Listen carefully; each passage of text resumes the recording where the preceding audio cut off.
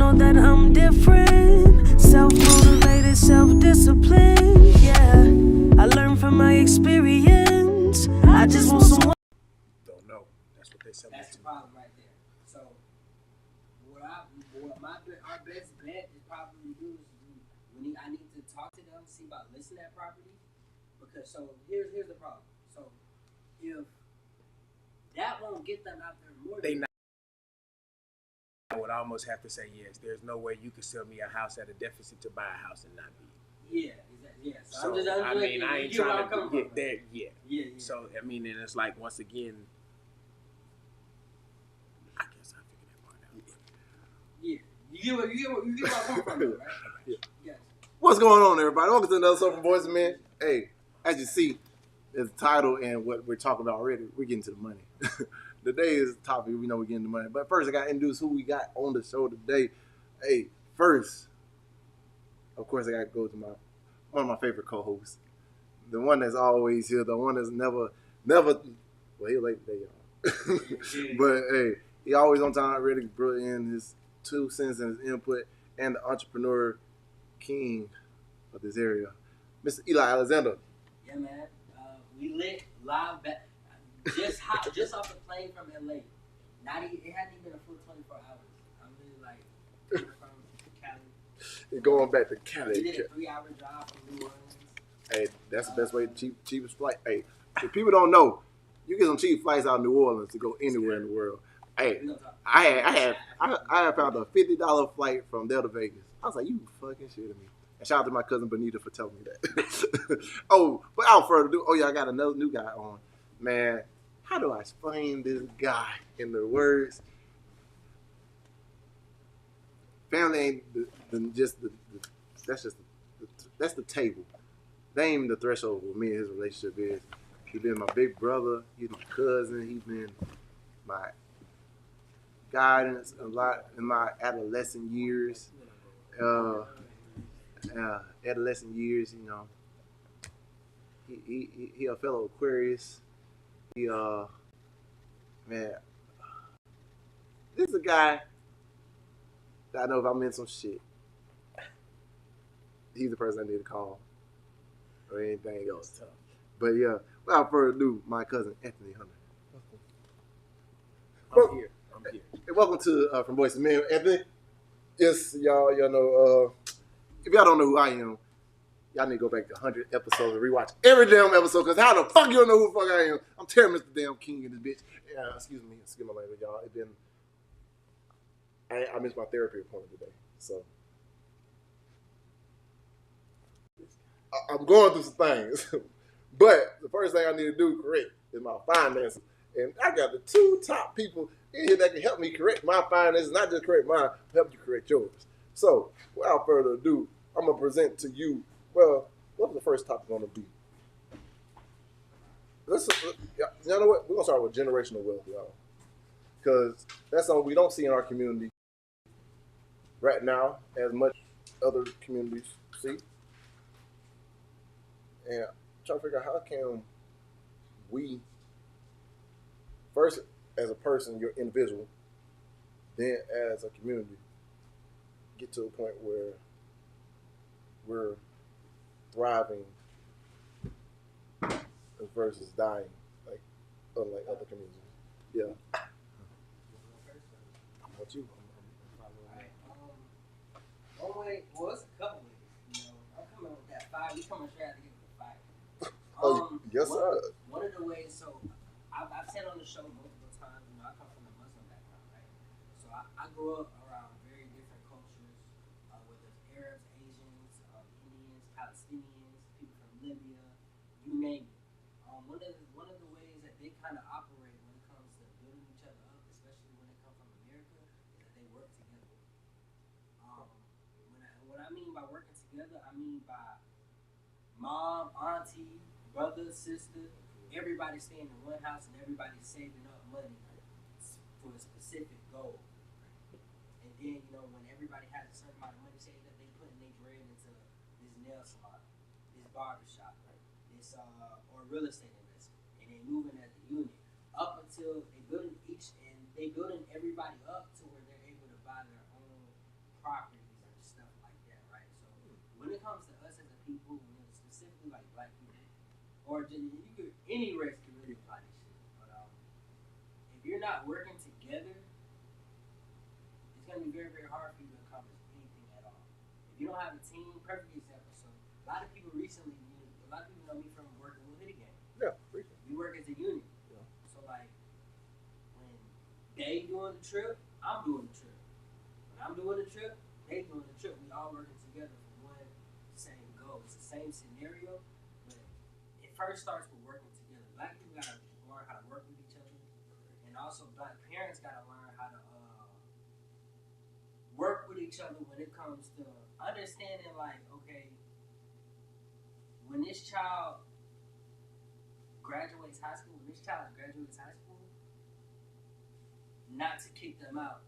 Or kick, when as soon as they turn 18, just expect them to know how to handle life or whatnot. We setting them up for that at 16. Exactly. So you set them up for failure. So Cause I remember my mom used to tell me, "Hey, get ready." I was like, "Man, I ain't even got a job. How the hell you talking about play sports 24/7?" Exactly. Especially when you are already at a disadvantage because your family is not coming from wealth, no way, form, or fashion. So it makes no sense to kick somebody out. You know, when they struggling, they're already struggling themselves. They don't know how to do nothing. You didn't teach them no skill for those past 18 years. Right. You sent them to school to learn absolutely nothing to prepare them To be a worker bee. To be a worker and to go to college with no skill set. So while they're in college, they have no skill set to make money. They don't know how to sell. They don't know how to cut hair. They don't know how to braid hair. They don't know how to do nothing. So you just expecting this 18-year-old to go out here and you putting them at a disadvantage because you put them on the street where they have absolutely no way to function at all. Versus, but what you could do is what a lot of black families could do is a lot of black families could work together. Okay, Sponsor the kids. Billy, you just turned 18. All right, you can stay here up until let's say 25, 26. Yeah. All you gotta do, maybe you shoot me some money on the rent. Shoot me some money on the rent, or matter of fact, don't pay me nothing. Save your money. Let's work together. Let you, your sister, your auntie, let's all save up $10,000 this year and go in on an investment. Right. Let's do that. Let's go in on a barbershop. Right. Or something that's going to So turn we into got a profit. skill. Or even throughout those 18 years, maybe us work together. You stay at home. We all working. We saving money, but we're all learning skill sets that will help us be able to land on our feet when we do decide to leave home. So in my culture, like in Muslim culture, as a man, you can't leave the house if you can't buy a house. Which I think is one of the smartest things. That's smart. I mean, why would you put me out otherwise? Exactly. So I feel like that's the energy I'm bringing today. So I like it. Hey. We lit. I'm trying to be Big Eli. He's short, so I'm trying to be Big Eli. Shoot.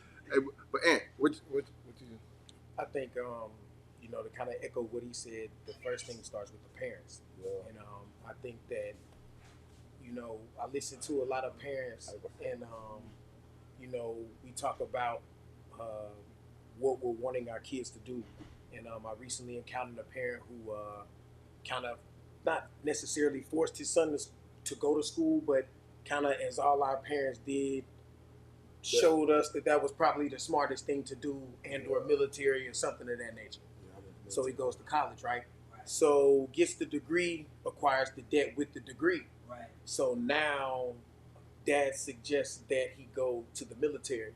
Right. Now, I'm not saying either of those suggestions are right or wrong, but I'm saying that you only want him to make that decision because of a financial move, because he has that debt. And the other thing is that he has that debt. Why? Because he listened to his daddy and went to college. So at that point, we're questioning him as a young man, like you said, without the skill of learning how to make money, not to work at a job, but how to make money and understand the way currency works and things move. We're expecting more than we do. And like you said, with a lack of teaching prior to putting them out there, what are you expecting them to do? So then you kind of get to when you're 18, I think the question, it's a hard question. I'm tough.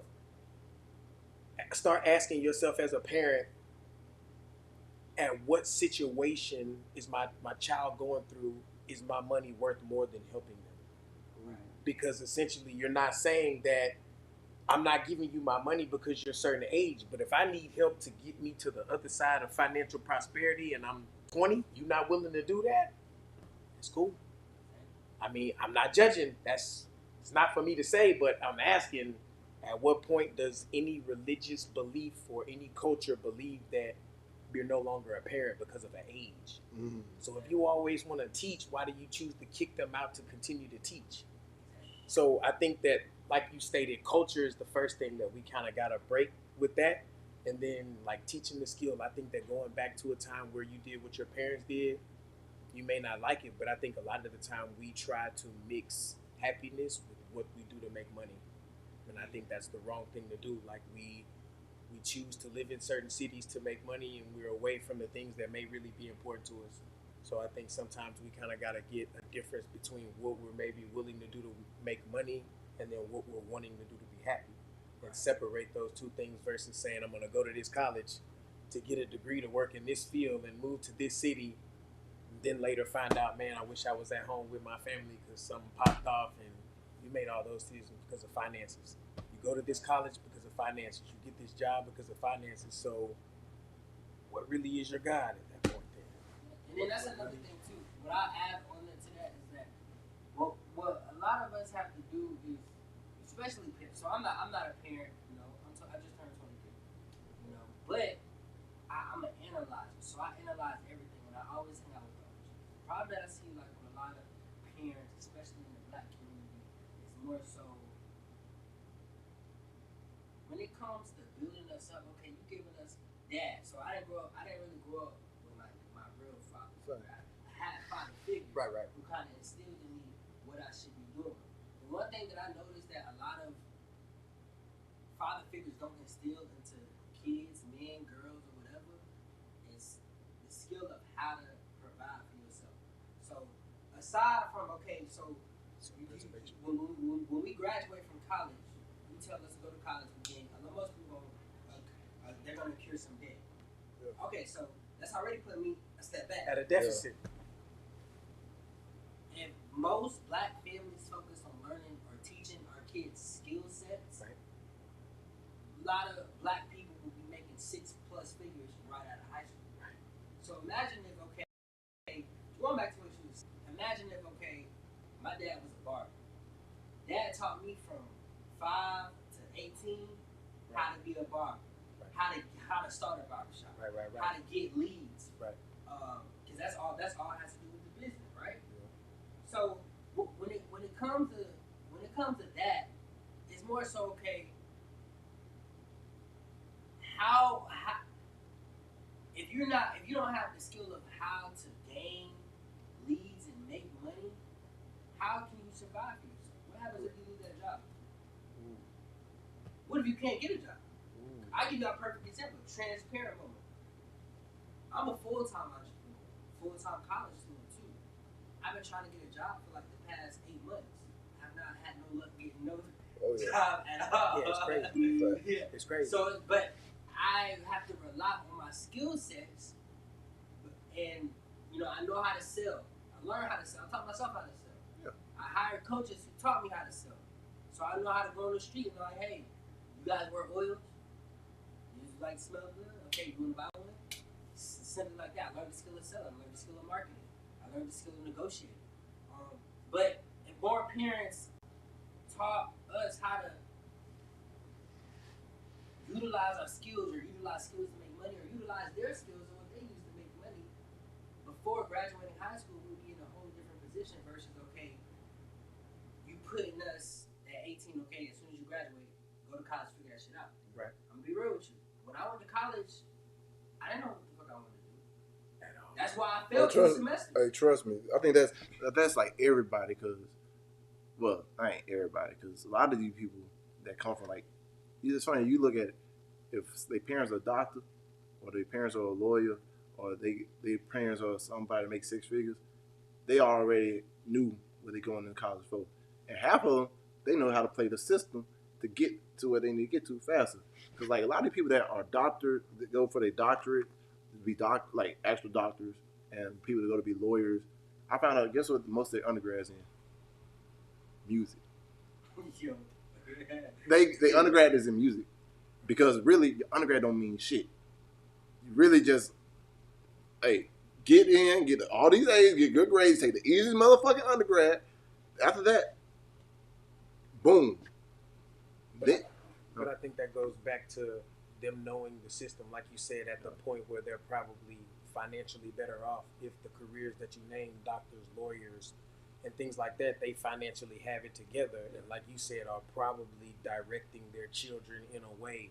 I know a family, and they're all lawyers, Yeah. right? And or all doctors, and or all car salesmen, and or all, car detailers. And once again, if dad is already successful, all I got to do is come in and start learning to make money.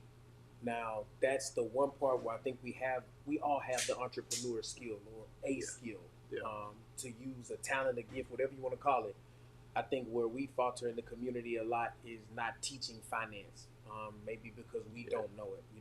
Me and my mom sit down a lot and talk, and we go back and she, say I was dead wrong, and I was like, yeah, I know. I tried to tell you. You didn't want to hear me then, but I'm glad you're listening to me now. You hear me now. And, but I appreciate that though, because now, having a child, I want to make sure I'm putting him in the best situation and not just using the exact same parenting that was used then now. And I don't think it's as relevant. I think that, I don't want to say that. I don't want to say it's not relevant. But I think that we have to evolve it, because I still do believe in the principles. Yeah. I am old school and country at heart. Yep. So spare the rod, spoil the child. I'm with all of that. But I don't just want to beat my kid. I don't think that that's how you develop a relationship, with beating anything or anybody.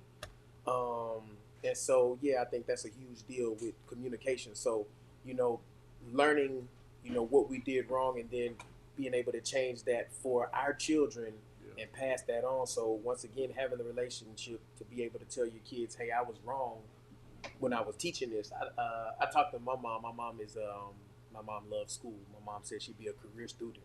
Oh yeah. Shaking my head. You can do whatever you like, but that's just not for me. I only went because you made me. And so I told her some months ago, I was like, going to school is not.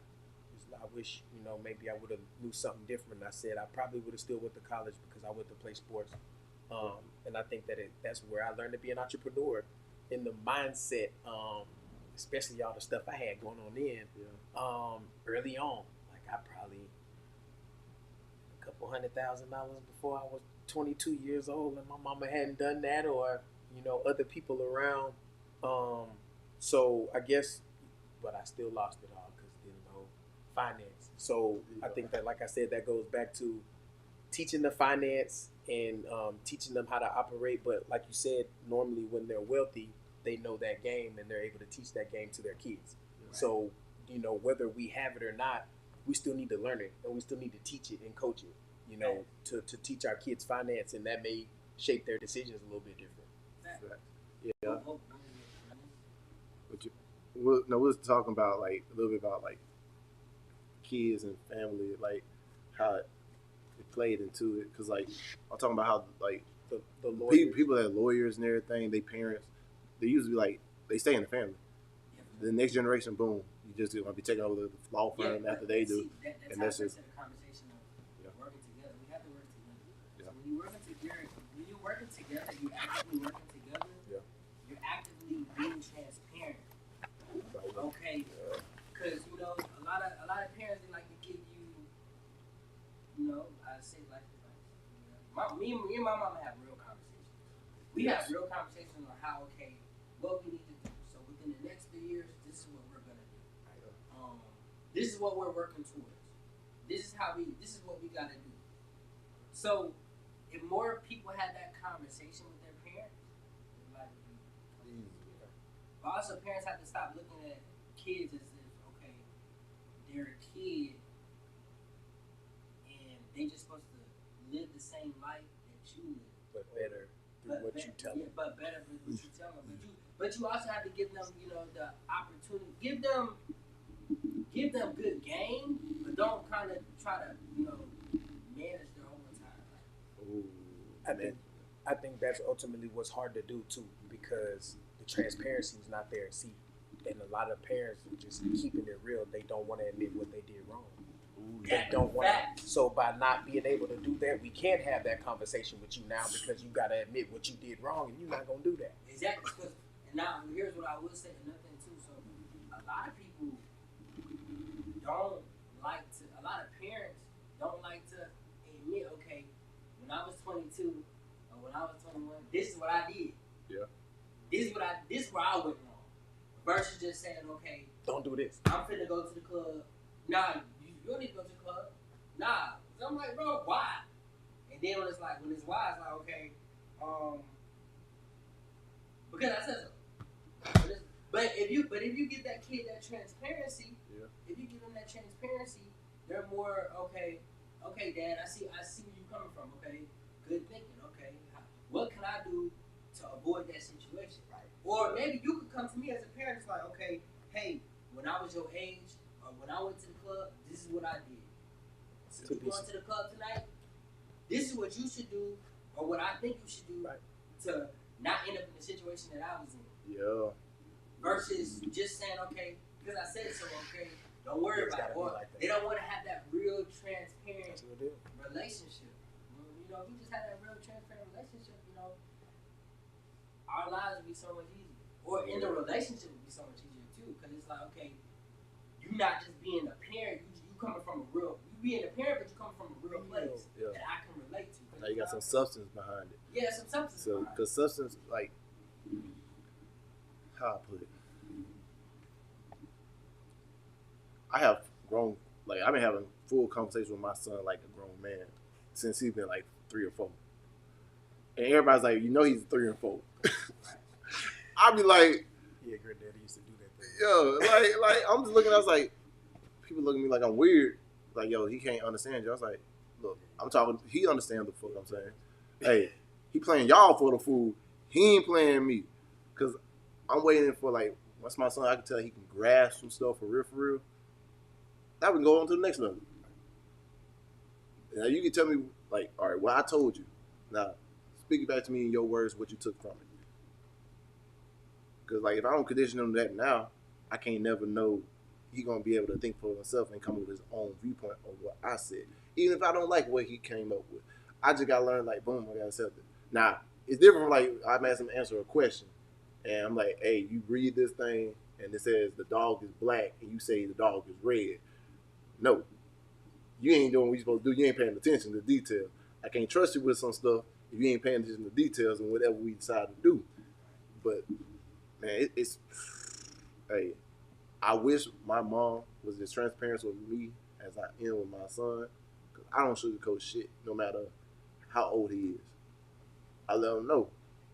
Look, you gotta learn these core things in order to just be successful with anything you do in life, no matter what you decide to do. But I think that's the evolution of, and I think that's where we have to look at, like like you were saying, my father wasn't in my life, but I had plenty of guys to, my uncles, you know what I'm saying, people to show me what was what. Right. And so I could never use that as an excuse. Right. But I felt that maybe the direction would have been different. You know what I'm saying? Had things maybe been present, and or like he said, my great grandfather used to kind of have some too soon conversations, some real too soon conversations. Yes, sir. He was probably in some real too soon places too. But and like you said though, but later in life, as to what you're saying, like those things made so much sense to me. I can remember the famous story. The thing I remember, my great grandfather grabbed me by the shirt. I was pulling about 4 years old, and I can't remember who the situation was or who the person was, but it was a couple, and the young lady was going off on the guy and just dragging him. And I mean, he just kind of looked dogged out. Grabbed me by the shirt and said, "Don't you ever let no woman run you, boy. Don't you ever let no woman." And so I mean, eyes wide. Hell, is he grabbing me for? I have. But later I understood that, and it is not that. It's about women running you, or you not making cohesive decisions together. It's not about. You can do that, but I think I understood. What he meant about maybe order and how things have to start with you before you can decide to. So those type of things, like you said, sharing with your kids. Later on they digest those things and they're able to think about them and then maybe comprehend them and take them. And I think it was the benefit having a younger mother. I watched her grow up. Yeah. I watched my mom grow up, and I was cognitive to see that. So don't you lie. I remember that. I remember when you went to jail that time. Don't try to play me. Yeah. I remember that. And I mean, those were the things that, like, she was transparent. She just, because I remember. Right. And like you said, that was the way. She didn't stop me either. I think a lot of what you were saying is have a plan for your child. Yeah. Right. Have a direction, and that goes for anything. Anybody that you want to have a relationship, what's your plan for that relationship? Where do you want to see it go? Where do you want to see it grow? So I think that, with that being said, have a plan for your child at this. I want them to know this age and continue to move on. Teach them finance early on. Teach them the value of money. I try to teach the value of time and not money. Because you're ultimately trading your time for money. So if you're looking at what is the greatest asset, it appears to be time to me. That's big right there. So I think with that being said, we budget that more than we do money, because money is makeable, but time is not. So if those are the type of things that we're kind of starting there with, then I want to guide him, in the life that he should live. He's not for me to kind of tell him what to do. I just don't want to do that. But I want to, put him in position and teach him to make the best decisions. So when he out there in the wild scenarios that I probably shouldn't have been in, I'm still sitting here with you now. So I want him to be able to navigate through those. That's another thing I feel is missing though. It's like, okay, a lot of parents, you see your child to go to school from what, pre-K to 12. Yep. A lot of people don't want to send you to go to college and shit like that, which is cool. But outside of that, are y'all having life school? Are y'all having life lessons? Like, okay, if I get into, so I'm learning arithmetic, I'm learning algebra, I'm learning science, I'm learning biology. But at home, somebody, if somebody punched me in my face, oh yeah, what do? There's no need, because at that point, I'm not trying to be funny. This is crazy, but how can you have that conversation like what you saying? Because if you do that at a job, what's gonna happen? You're gonna get fired. Exactly. So like you said, if somebody punch you in your face as a kid, you gotta stop, because we teach you're gonna get suspended if you fight. Exactly. So you see what I'm saying? It's almost like, because you putting them on that path, that's what it's gonna be regardless. What you almost not having. The discussions you having is figure out what you gonna do when you get up out of here. And I almost got you wishing you want to get up out of here. So were you making bad decisions to get up out of here? Matter of fact, that's what happened with me. I remember, because my mama told me, because I was going to school. I didn't even want to go to school in the first place. I wanted to join the Marines. Literally was this close. Mama signed the papers because I was 17. Yep. I told him he was ignorant. Hey, no, but this is the thing about it. So you... I almost, I was about to be a Marine. Yeah. But my mom made me go to college. She's like, look, your grandma said go to college one time.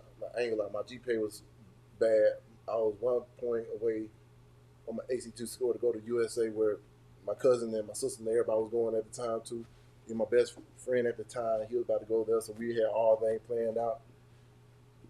So I was like, man, fuck this. I don't really want to go to school in the first place. Cause I was like this. I'm the person that I was like, all right, I'm going to school, but what for? Like, honestly, I didn't know what I thought I was going to school for. And think about it, I went to West Florida. It's a tech school. It's like a trade school. And literally, he laughed because I'm telling the truth. Listen, I'm telling this definition though, like seriously, and because we used to have these conversations though, like I was telling him the other day, his mom used to call me, you need to talk to him. I was like, shit. Yeah.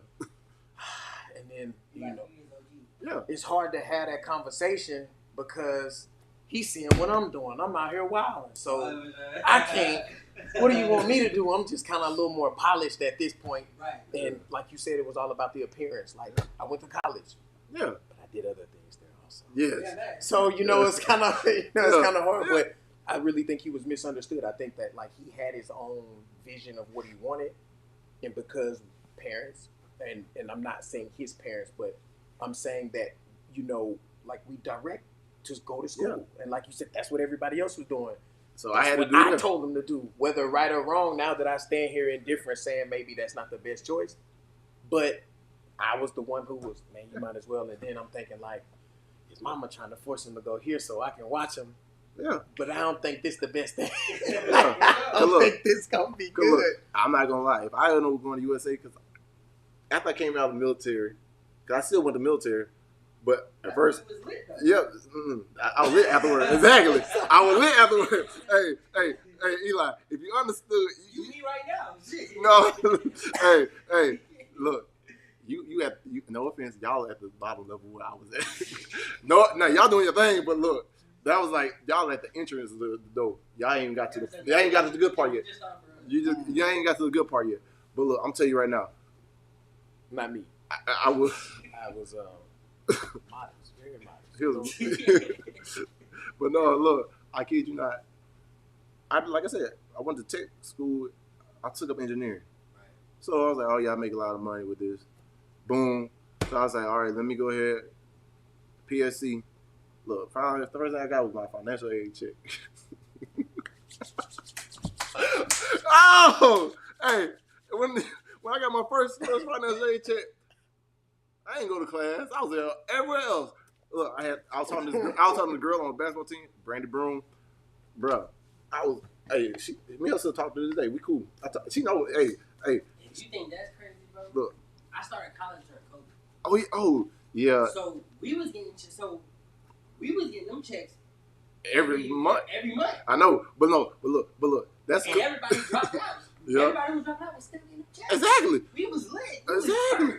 Exactly. But look, I can't even. I'm so uncomfortable right now, boy. I can't even talk, boy. Like, hey, look, but no, back to this. So look, when I was going to school, I wasn't never there. Next thing my mom was like, "We paying for you to go to school." I was like, "Y'all told me you got me for the first year. I ain't want to come to this shit. I'm doing this shit for y'all." They said, "Well, Uncle Sam wants you. Uncle Sam wants you. Uncle Sam wants you." I'm like, bro. You know, I say at first I was trying to go that route. Now y'all trying to say, well, no one else wants you. Uncle Sam wants you. So I said, you know what? Fuck it. And it happened that same night, the Navy called. And I went in the next morning, looked at the stuff, signed my papers, but my ASVAB score just expired. I had like an 87 on my ASVAB at first. Had to go retake that thing. I was high when I took the ASVAB too. The first time in high school, when I got to grade school. But look, turn around. That's probably generational. I think I tried Everclear for the first time I took the ACT. That was rough. Yeah, that's 100%. I felt ACT, SAT. I felt all that shit like 3 or 4, 5 times. Damn. Like it was to the point to where I thought if I didn't pass, like. Yeah. So, I was having trouble with the reading shit. Oh, trust me. Also, that shit, everybody gets it. That's everybody's problem. That's everybody's problem. But it wasn't because I didn't take the class. You know, I was coming from Orlando. Oh, yeah. So the rules in Orlando different from right here. Yeah. So it was like, you got to take reading. If you don't pass this shit, you ain't not Then you gotta go. graduating. Yeah. I'm like, what? Oh yeah. Cause look, funny thing about look, So now the heat is on. I'm a bum. Oh no, look, cause look, we still had FCAT. We still had the FCAT back then too.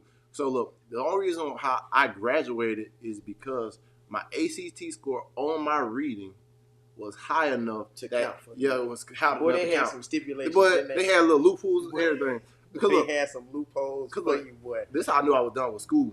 Because that senior year, before I got the senior year, they was like, oh, all right, the LCAT science don't count. We just added this test. So I was like, oh, it don't count? That don't mean shit. All right, Christmas tree.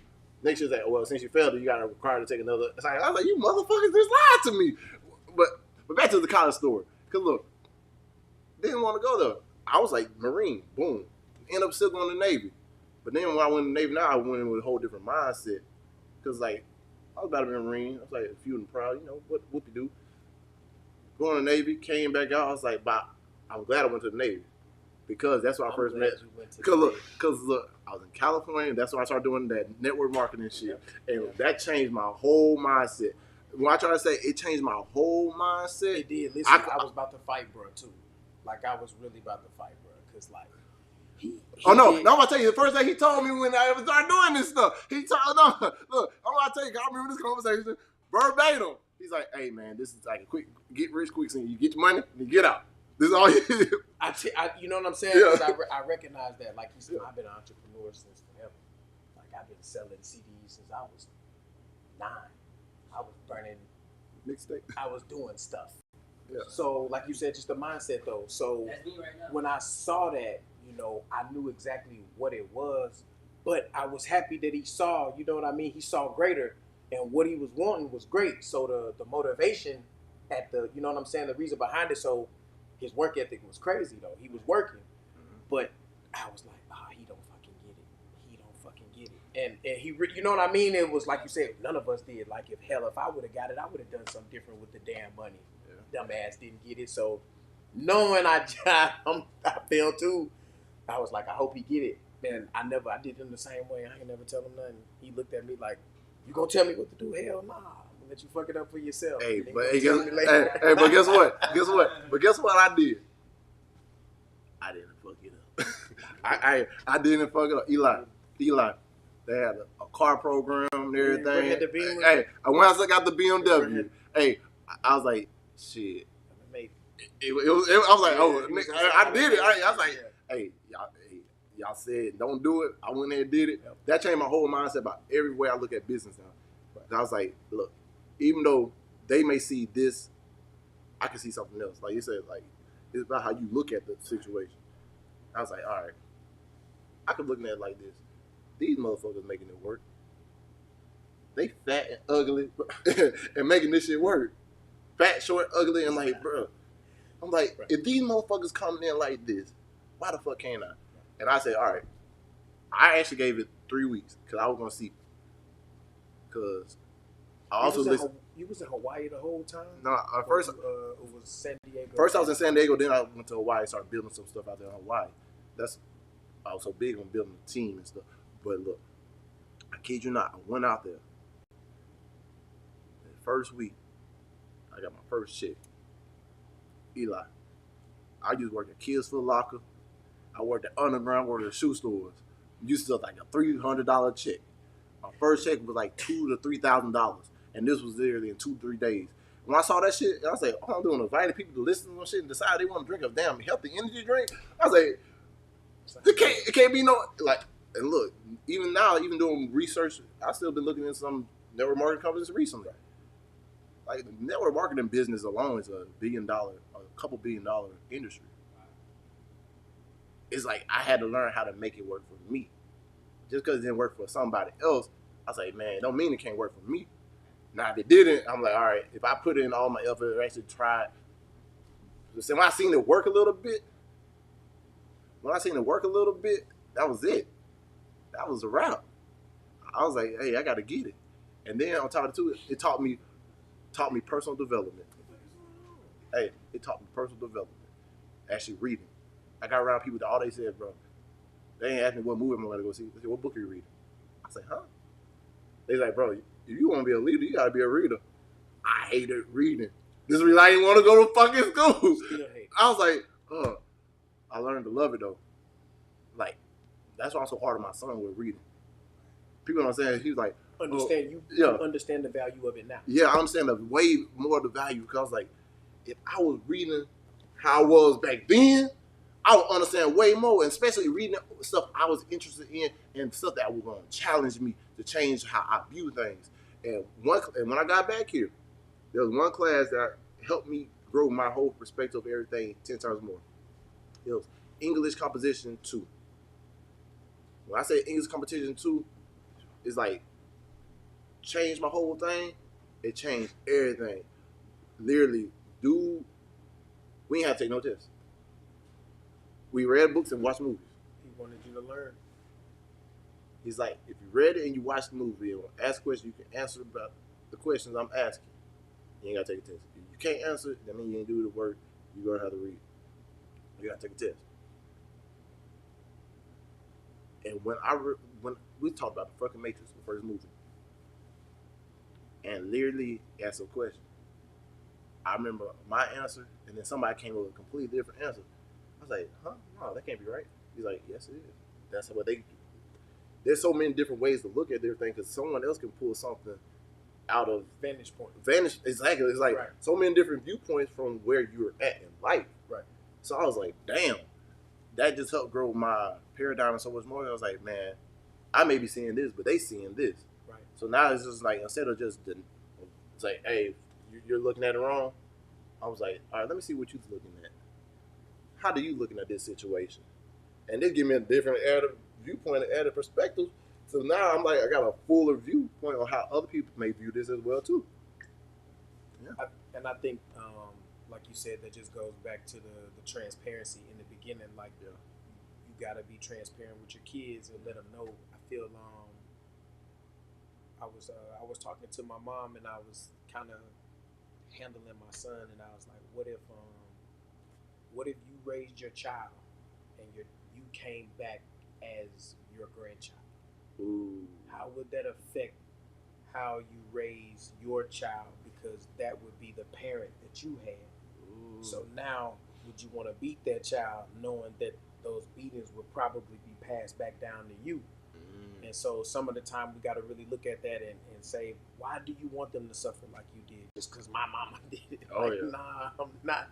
And I think that was my issue with family members. Like, you weren't my mama, you weren't going to beat me. Yeah. I stopped taking ass whoopings A long time ago.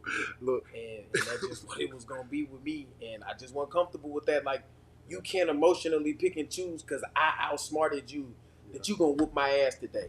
Nah. Oh yeah. That's how they, and this what tripped me out about that, because I don't even put my hands on my child. I may talk to him a certain way. Right. I maybe do wall sits, push-ups, everything else too. But compared to the stuff that y'all did, to me, it's a whole 110, like 1,000 times lighter than what y'all was doing. I was like, back then it was child abuse. There ain't no else. There ain't no other way to look at it. Y'all want to deny it? Y'all child abuse. Straight up. You're hitting somebody with an object. If it was back then, with the rules actually did apply back then. We just didn't call the people because we were scared to. But because they used to take, they used to give you the speech. If you Yeah. call them, you better pack your bags because you can't come back back here. I'm like, well, shit. Now you trying to call him on me just for telling him to do wall sits. But that's why I see like it's the importance of being an entrepreneur in general, because you get to view different things and learn different things you were never taught in school, sometimes by your parents, sometimes by life. Just taking a risk and learning, like, hey, being an entrepreneur may be something completely different that I don't know nothing about, but if I learn something and gain this knowledge on how money works different for other people, I could probably apply that to my life and make it work for me. And that's why I think that's a real big importance of being an entrepreneur. Because I don't believe everybody was meant to work for somebody else. We were meant to follow our own dreams. We got our own purpose in here. But I think really as this generation, learn how to find these kids' purposes and also teach them how to make money from their purpose. Because I disagree. Okay. I don't think that they're mutually exclusive. Okay. I think that sometimes your talent can bring you finance, but I think that, like, if you're smart enough, or not even if you're smart enough, finding the things that can make you money, becoming part of the things for the greater good. You may have a family member that does real estate. Me and my mom used to clean houses. We used to have a couple that went to church with us, and they did real estate, and so they had, any given time, 15 to 30 homes, and we would go and clean the homes. So that's how I was going to football camps. That's how we was affording any and everything. And I was there 1, 2 o'clock in the morning, and I got to go to school too. So I learned the value of that, understanding time versus the money. So that's kind of what we was talking about earlier. I think if you start your children with thinking what they're going to do for money, that's always going to be the decision maker. Yeah. Because we leave this job for more money, but how much time are you without your family, benefits, other, perks or whatever that may come with the job. So I think we kind of you pick what college you want to go to because of the career you want, and the career you want is what you're saying how you want to make money for your life, and then you plan your life off of your career. And I feel like that's just not what I want to do. I want to plan my life based off what I want to do, and find ways to make money. There's a lot of ways to make money. There are people who will make money for you. So that's teaching the literacy, and like you said, if you can use your gift or your talent, which I'm sure you can, to be profitable, do it. But I don't think that you maybe have to feel that way that they may be connected, because you can kind of maybe do something and find you a lane that you can be profitable enough for what you want to do and live the life you want to live, but be happy because it's not based off financial goal. I like that. I like that. I like that. I like that. I said that, yeah. Because, yeah.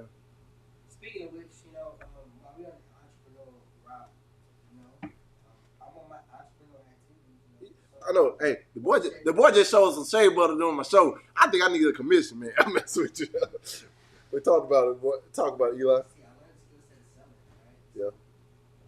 I've been learning really, like everything is like, I've been learning like the importance of time, also the importance of creating value. Yes. When I'm creating these products and stuff, these are value. So you might not value the same thing that this person might value. Yeah. But if I can develop a product that somebody values, somebody's gonna exchange that with me for money or even a service. Yeah. Facts. Hey, look, now you just said something right there. You said about value. Because, look, and piggyback on what basically both y'all talking about with time and everything, too. Because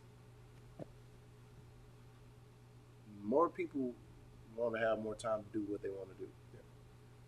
So if we feed the value in that, because honestly, that's the reason why I haven't moved away yet, because I'm looking at the value of my relationships with my kids.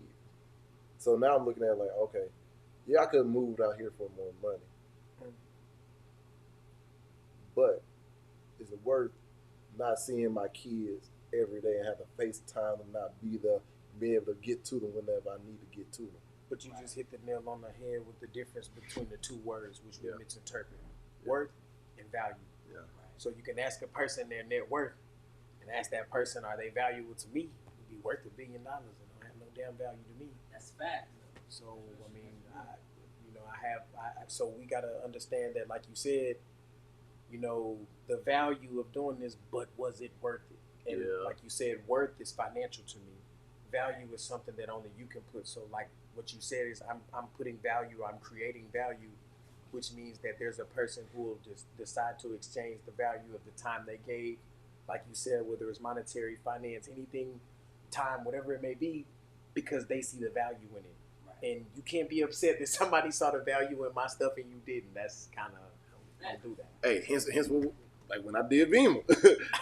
Hey, right. Because look, I could see how it looked from the outside. Cause I was like, man, what I look like? Like, man, I'm just out here for healthy energy drinks. I was like, telling me not to sell it. It wasn't more of recruiting wise, but also you had customers too. But still, I was like, all right, we just moving a product. All right, Stop. Came back here because what his OG told him don't happen. Yeah, I think my problem with it wasn't that he was doing it. It was the way he was moving after he thought that was what he was gonna do. So exactly what we're saying is, if you basing your life off a job, if that job don't work out, your life ain't gonna work out at that point, because you only here for that reason. So he was kind of basing his life off like, that's what I'm telling y'all. I used to go off on dude. Like I used to go off on dude and just tell, I'm gonna retire my mama by next year, and I'm like, you don't understand. That's not how that shit works. Yep. Like that's financially not how that shit works. I know you got a couple bands, and we sitting here in the hood throwing around money like this boy think he got some money for real now. And it wasn't that I wasn't proud of him or wanted him to push to do it, and that was me. I just was gonna be the condescending asshole that made you wanted to drive, because he didn't think I could do it, because that's why I did it, because I had those people to motivate me. But I think, yeah, I just didn't want them to move based off of that, knowing that it was going to go belly up eventually. And Yeah. that's basically what happened to the company. Yeah. So you would have planned your life on based off a company that was destroyed. So what does that say for your life? What would happen with that? So that's the way I didn't want him to move. Yeah. So that's kind of what my reasoning for it. But at the time I was wrong because I was trying to tell him don't do it. And I don't think that was the right thing to say. I think the better thing to say was probably explain to him the consequences. And I did. I kind of did that, but I think after I explained the consequence, I just made the decision like let the shit go. Yeah. Yeah. Hey, 'cause look, I came at that point. If you wasn't talking about the business, I ain't give a fuck who you was. Bye. Hey, somebody else. Hey, I was like, hey man, you got the opportunity. You want to check it out? Oh no, man, I'm good. Okay, bye. Click. But I'm not gonna lie. Yeah. I think that's needed in every Yeah. certain stages of your life. Oh yeah. Cause look, It's the growth. Yeah. Because it's the growth. But it's also like it kind of teaches. Because here's another thing too is like I really feel like because I'm going through that right now. It's like when you're in survival mode, you really can't afford to be. my time. Play, Yeah. get some pussy. My time was not wasted. Like Yeah. You my can't time really was. Look, my time was like this. If we look, I used to go to. I was in the Navy while I was doing this shit too. Yeah. So I go to work, and while I'm at work, I'm already texting people. I'm even on Tinder swiping, trying to meet up girls. Like, hey, yeah, man, you want to come to this little kickback party and everything too? But look, cause I look at this. It's easy for girls to sell stuff sometimes than men. So I wanted my team to have some women on there. But look, I was communicating, trying to set stuff up. Booms for the night event.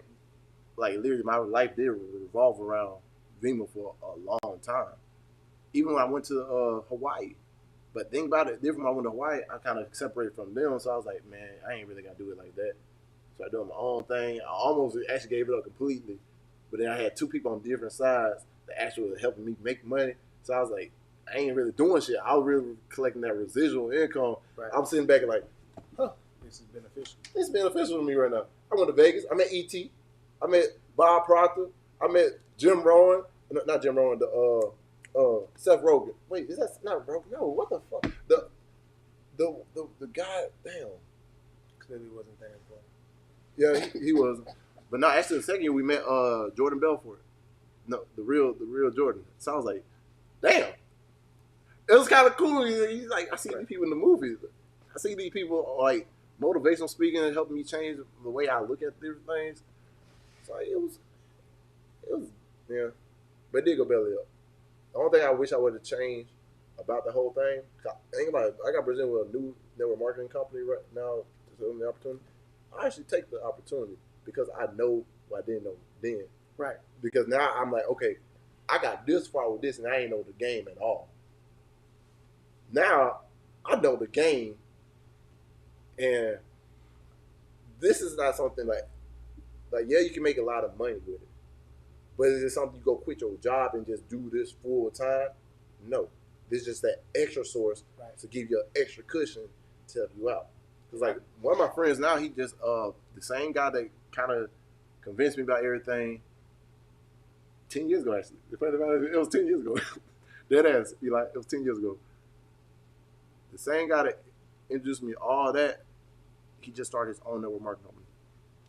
And I've been looking at it, I was like, okay, you've been moving, you've been working, you've been doing your stuff steadily. I'm looking to try to figure out your financial, like the compensation plan. I already asked him what the product's going to be. I asked him what this, that, and third. But now I'm like this. All right, now I know how to attack this with everything else. I'm like, you never know. If I decide to go that route again, I can help not just me win, because that's what the problem was in the first place. I was just mainly focused on me. You should be. But I figured out something too. In that type of business, if you have the other person, you're going to win regardless. So, look. So, anybody out there that's ready to get a network marketing, wait soon, college. But I don't see the problem with Yeah. helping yourself first. Oh, no, trust me. You gotta be, Yeah. as fucked up as it sounds, if you fucked up yourself, How you gonna help me? I'm gonna help you Yeah. as a person. Hey, look. Oh, That God. seems to be the. That's like the shit that we see on social media nowadays. Yeah. Where now social media has it to where everybody's Influence. influencer millionaire. Yeah. $1 billion. Everybody. This is how you make $1 million. Yeah. Hey, Like, bro, I'm like, bitch, who are you? It's not I'm even- there's no transparency. yeah. But to me though, like my whole issue is why do I care about making $1 million? You find the value in making $1 million for me. Like I don't make $1 million right now, but I'm happy. So Yeah. what do you tell me? Yeah. So I think even with the money, like with entrepreneurship, I think entrepreneurship is great. But then what I started to find is that having your hand in so much stuff is tiring when you enjoy it. So there's a marginal return, and you decide with your time, how much of it are you willing to give up, for doing what you want to do. So, I don't want the career that makes me 10 million a year and I only get to see my family a month out of that year. I'm okay with that. And I know we all wanted to be ball players, but I look at that different now. I look at the relationships or lack thereof for you to say that, man, if that's what you want, do that. And bear that cross. Don't be talking about all that other stuff. Run it. Like the athletes, that had to deal with what they had to deal with, the Kobe's of the world, they chose to live their life by ball. Yeah. So I'm sure he was not necessarily comfortable, but a lot of people, professional athletes, have to be comfortable with a lifestyle and the people around them because of what happens with that lifestyle. So hindsight, I'm like, nah, I guess I didn't really want that. Like, I guess I didn't really want to be in position to just not do things, like you said, just moving away, not being accessible. Like, I'm out the way, but I'm close enough. I was able to get here in an hour. Yeah. So, I think it's value in being close enough. Yeah. But, I be hiding. I stay out the way. So. Oh, yeah, trust me. I like doing that too now. I'm a firm believer in staying out. Hey, like I said, when I came back from school, when I started going into my other part, my door never stopped ringing. Someone's always knocking on my damn door. Let me ask you a question. So we're on the topic of entrepreneurship, and then how do you feel that it ties in, or how much does it ties in with financial literacy? Ooh. Yes, me? Yeah. Oh. So, with entrepreneurship, that's the ability to make the money. Right. But, how important or how much does it tie into that? Do you think of teaching how to manage finance? And I was kind of asking it as a hidden question because one of the things that I think is that we focus too much on making a lot of money by not learning how to manage a smaller amount of money and kind of balancing that out. Yeah. Yeah, so it's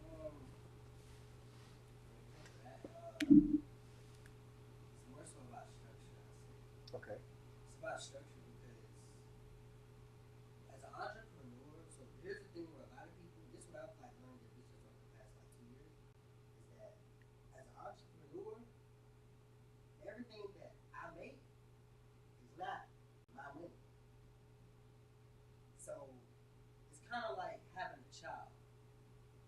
It's okay, in order for this child to grow, I need to teach this child.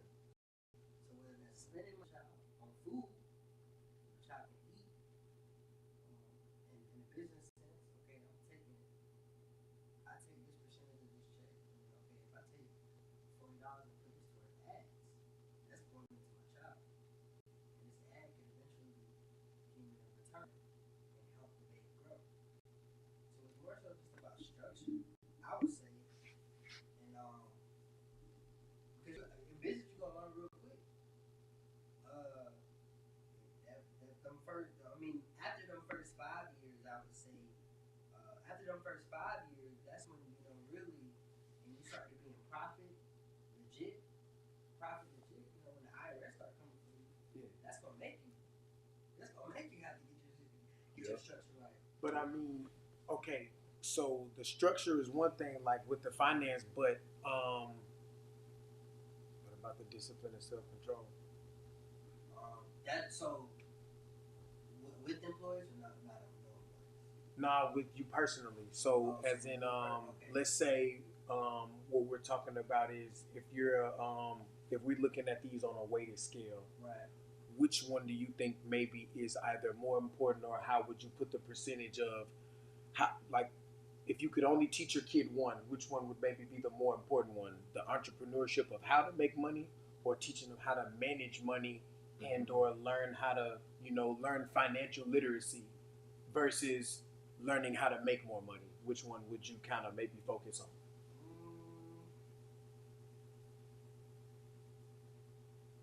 I'm gonna go to unorthodox approach.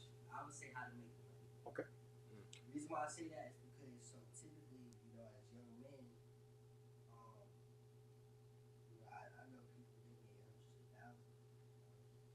I'm not there yet. We'll get there eventually, but it's like okay.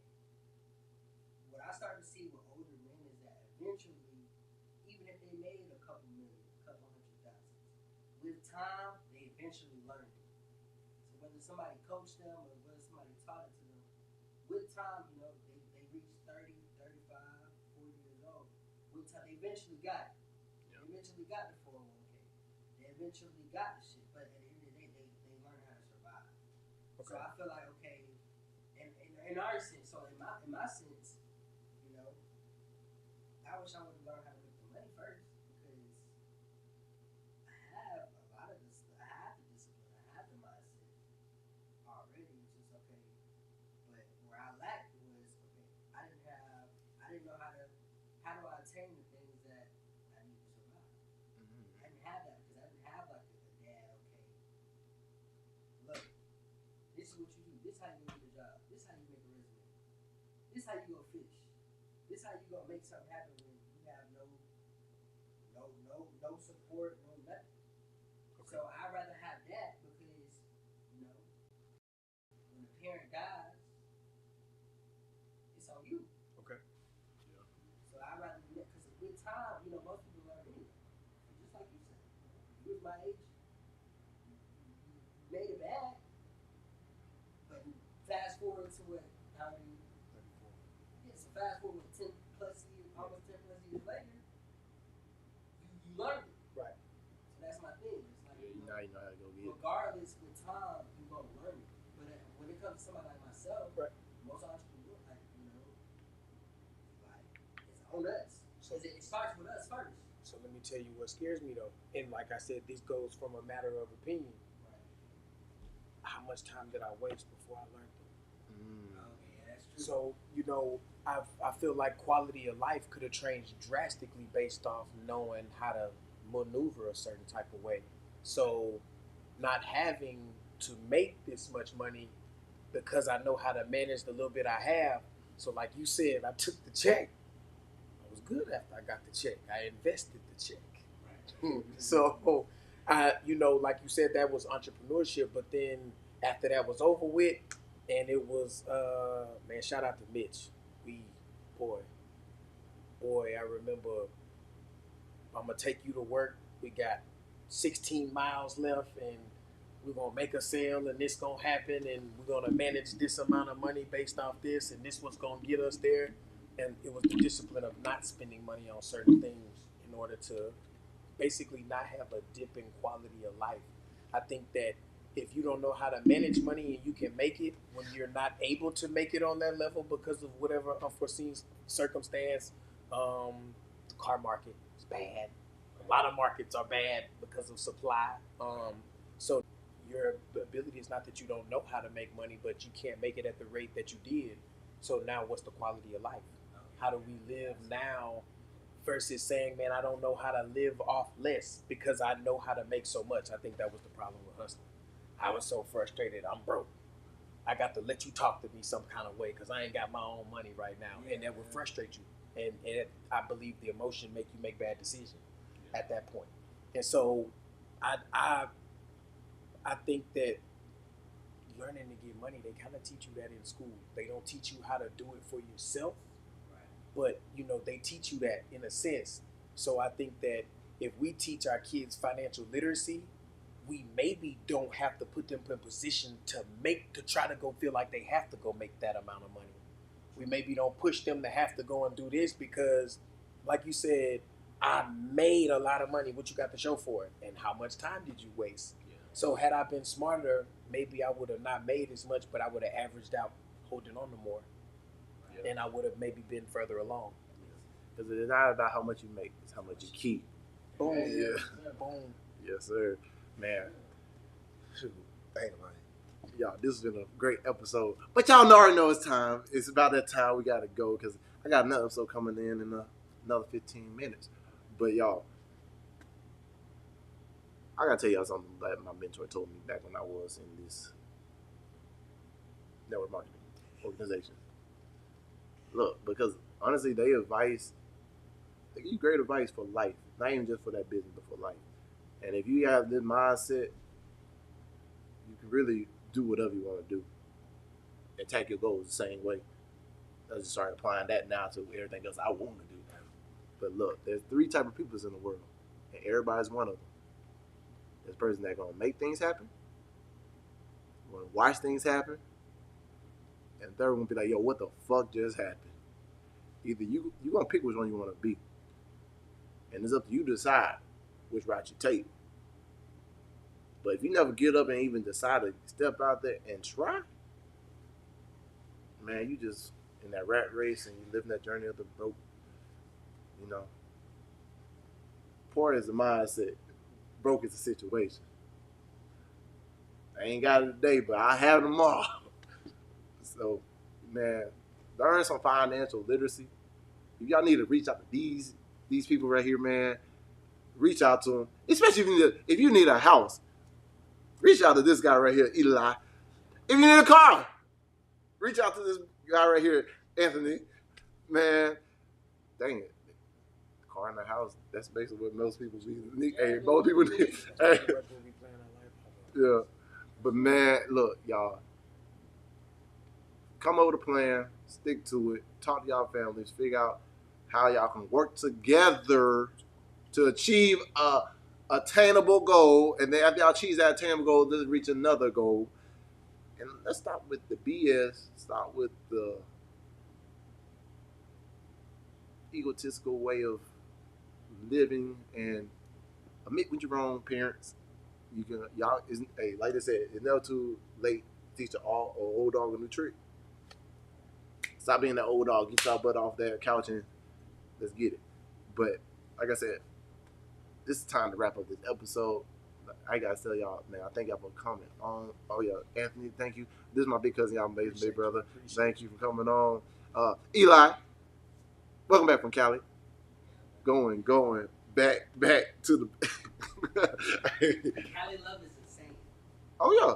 Look, we all been to Cali. But I'm listening over right now. Look, one thing I learned about Cali, look, the women out there, I'm just gonna say, thank you, Jesus. Thank you, Jesus. It's just like going to Miami. Miami and Cali is the same place. Hey, y'all over here thinking y'all top notch where y'all at, go to Cali or Miami. I guarantee you, it'll be a humbling experience. Miami and Cali. Oh, you took for 2. Hey, shut it. First trips. Hey, Both first trips. hey, I'm gonna let you know. Hey, me and Miami and Cali both got good relationships. But I don't kiss him. Yeah, he don't kiss him. I'm retired. Yo. I am retired as well. Be like that. Hey, but if the blonde hair Super Saiyan version of me having to came back, Miami, I'm coming back with a vengeance. Ooh, I ain't gonna lie, I hit some famous shit in both spots. I ain't talking about no regular famous shit. I mean some famous shit. But I ain't gonna talk about that. That's a whole nother episode. But y'all, thank y'all.